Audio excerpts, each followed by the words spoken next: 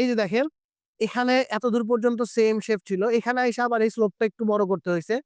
যেহেতু মাঝখানে কেবলটা ২ দিকে আরো বেশি ছড়ায় গেছে। সো obstacle creation এর পরিমাণটা আরো বেড়ে গেছে।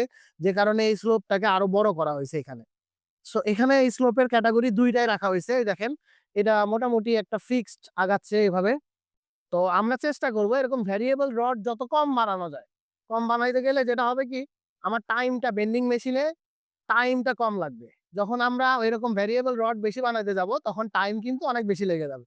এই যে দেখেন, এই যে এখানে বড় স্লোপের রডটা, এরপর থেকে আবার ছোট করা হয়েছে স্লোপটা।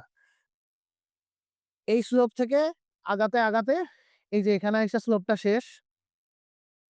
এরপর থেকে আবার স্ট্রেইট। এই জাস্ট এই একটা রডই আমার কেবল প্রোফাইলটাকে আ অফ ট্রাক করে। কেবল প্রোফাইলের মধ্যে বেজে যায়। যে কারণে এটা চেঞ্জ করতে হয়। আ আপনারা যখন এরকম গার্ডার করবেন, সবার আগে যেই রডটা আমার কেবল প্রোফাইলের মধ্যে obstacle ক্রিয়েট করতেছে, ওই রডটাকে আগে ডিটেক্ট করতে হবে।